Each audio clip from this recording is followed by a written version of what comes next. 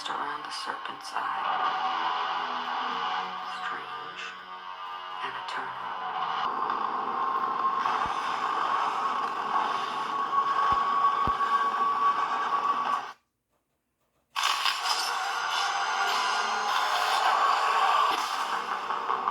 So what you gonna do with that? I'm going hunting. So what you hunting? It's crazy evil.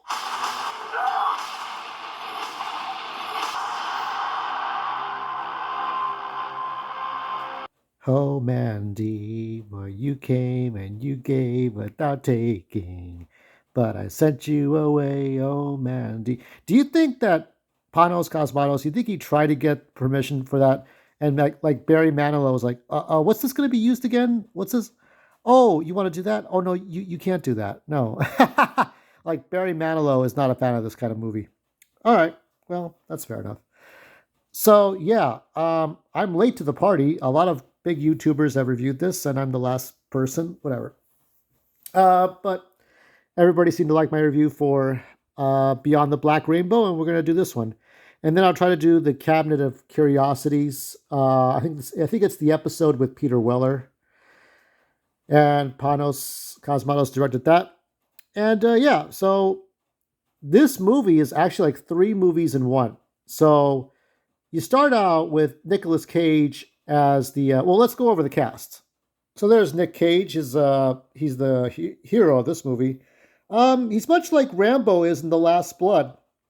I'll explain that. Andrea Riseborough as Mandy. You got Linus Roche as Jeremiah. This one, Bill Duke is usually the bad guy, but he's a good guy in this one. It's one of those few movies where he's actually the good guy. Alexis Julimont. So what is this name? Fuck. I don't know what this hell. There's a lot of different weird names for these characters. Anyway, yeah. So Nicolas Cage is he's a he's a blue collar worker. He's a logging man. He chops down trees and stuff like that. I guess he's gonna build log cabins or ski resorts or whatever. He does, or maybe they chop wood for newspapers if they still make newspapers or magazines. Pornography, who knows? So his job is just to chop down trees. And the movie kind of starts out innocent enough.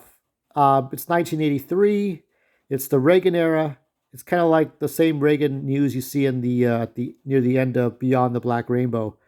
Um, it's one of the few times you'll see people together in a scene because it's going to go from a normalcy. And remember, you're seeing one person at a time, and the only time you'll see more people is like I think near the end of this movie. Actually, it starts out the same way where you'll see Nicolas Cage at the end of the movie, but actually no, the last scenes is actually him on another planet, whether it's a real distant planet, because he and his wife talk about planets, and she talks about Jupiter, and Nicolas Cage talks about Galactus, and that he eats planets. So he wants to move out of the woods. She doesn't want to. She likes the forest. She likes nature.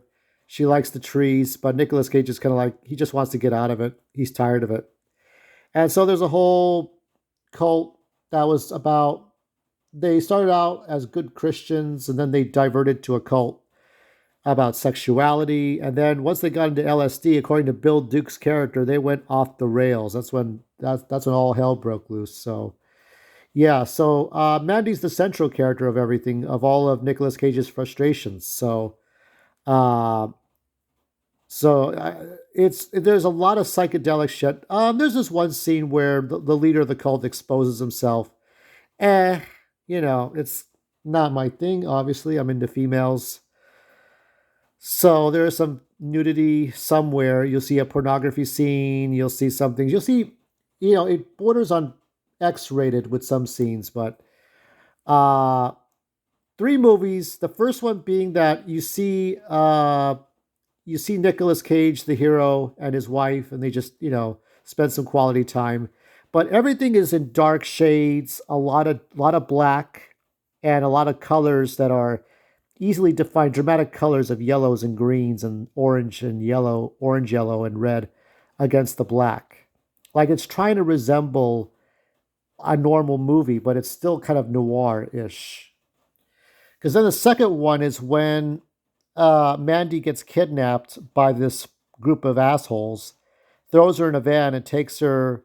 Well, they have no. They before they do that, they hire these like they look like Skeletors, skeleton warriors or Hordak's army, and they go and they kidnap. They take both the husband and wife, and they make her a sex slave or I don't know what's a sacrifice. I'm not sure what's going. I guess either she tries to become a sex slave or not, then she'll become a sacrifice, and she ends up being a sacrifice. They burn her.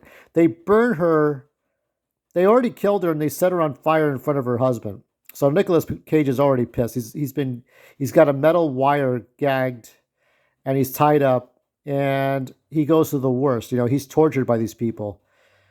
So the second part of this movement is about torture and going and letting this family dominate them. Because the third act of this movie, which is called Mandy, is Nicolas Cage waging Rambo war against everyone, and it's done in the most gruesome way. So it's the descent into madness. It's if you were to see that pretty girl in Black Rainbow, right, and she starts out as a happy child, and then she gets sent into the asylum, and then she breaks out, you know. But I think there's a pattern that goes on with Cosmatos is that he goes from a time of peace and then to a time or not a time of peace, a setup, and then the struggle, and then the time of peace. There's the same thing here. Like there's a struggle here, but it's like what is the struggle, and you don't know until you see the end of the first act, because the second act is when shit is happening. There's psychedelic drugs. Mandy is drugged. There's a lot of imagery where it's like the skin's peeled off. You see skeletons. You see eyeballs popping out. Nicolas Cage takes the leader of the cult and squashes his head. This is the kind of shit. By the way, the stuff that Nicolas Cage does is probably darker than what Sly Stallone did in The Last Blood. And it's the kind of shit that Steven Seagal used to do in his movie. Remember when Steven Seagal used to like gouge eyes out and chop off heads and like shoot off legs off of people? And like, remember when he fought Tommy Lee Jones? He would he would gouge his eyes, stick a blade in his head, and throw him through a TV set. Who doesn't remember that? That's the kind of stuff you see at the end of this movie. And Steven Seagal, you couldn't believe that today because Steven Seagal's fat as hell and just can't move around. But Nicolas Cage, he's the action hero in this. He can do this shit. I don't know if I would have chosen Nicolas Cage, only because the reason why I would not pick Nicolas Cage uh, is because you expect him to go ape shit. You do. Okay. I think back to uh, Brightburn. Okay, remember the guy who plays the dad? He was the boyfriend in The Office. Remember, I forgot the girl, Pam's boyfriend, right? The fix-it guy. Like, he seems like Mr. Happy Nice Guy, right? But I think given enough direction, based on Brightburn, he could have done this role just as good, if not better. Because you don't know who the guy is, and you don't expect him to go like off the rails. But of course, Nicolas Cage is the star, so it's the star power that helps Cosmatos. It helps him, get noticed more by Hollywood. But Nicolas Cage, you expect Nicolas Cage to go off the fucking rails the minute you see him in a movie. It's like if you see the actor from Brightburn, you think, oh well, he seems like a humble guy. Why would he go insane? I've never seen him go insane. He seems like, whatever. And yeah, I believe he could play that kind of role. He's like a big login. He looks like the brawny man, like the brawny guy, tough towel guy. And yeah, so Nicolas Cage is not. It's him going for revenge is not a shock. That's another thing I would say. It's like it's better when you take unknown actors and put them in that same role as what the big actors would do. But because you don't know these actors, these unknowns, you just don't know which way they'll go. I think it was the same thing with Groundhog Day. because they were Harold Ramis wanted to get Tom Hanks to play the role, but everybody expected Tom Hanks would expect Tom Hanks to save the day because Tom Hanks is heroic. So I think that's my main problem with it. I think is that there's no way you're not going to expect Nicolas Cage to do something. He's not going to watch his wife burn and these people to step on him. They left them to be tortured. Okay, they left them there. They left them there. They should have killed them, right? But of course they don't do that. That's their mistake. So he goes, he goes back home without his pants on. I think, maybe Cosmatos is gay. I'm not sure.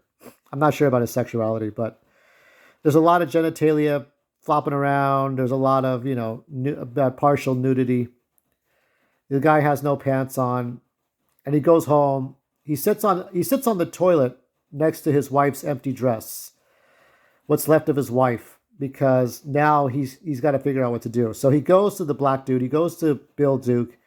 He gets the machete. He gets the crossbow. He wants the Reaper, which is the crossbow, and he's going to go for hunting. He's going to kill these crazy people, these cultists who went on LSD and went on a trip. And the first time he does it, he fails, and then he goes after these spiky, ugly creatures that look like they come out of Masters of the Universe, out of Paul Gerard's sketchbook. There's a lot of dark imagery, lots of reds, lots of blues, lots of psychedelic flashes. But unlike Black Rainbow, the girl does not survive. She doesn't go to a neighborhood. She dies. And we see 3 different dreams, I think. Well, at the beginning, or not the beginning, at the end of the second act, well, actually the first act, Nicolas Cage sees Mandy in fire, but Mandy's still alive when he wakes up, so he's not sure what's going on. But it's a whole prophecy of her burning in hell, because after the end of the second act, or near about the end, when he sees his wife burn, we fade to black for a bit, and then we get out of it. Then the next time we see a cartoon of her burning away. And then the third one is where she rapes this alien from another planet and pulls out this green heart, and her eyes glow green. So that's the foretelling of victory. Because like he said at the beginning, he just wanted to get out of the forest. He wanted to get out of the forest. He didn't want to be there anymore. All he wanted to do was to move on to a better life. And being in the forest wasn't for him. So, I mean, obviously, because his wife got killed, that makes it more tragic. And so, at the end of this, we see him on a distant planet. I don't know, like he's killed all the people in the cult. He went to his church that looks like an album cover. I'm not sure. It looks like an Illuminati album cover.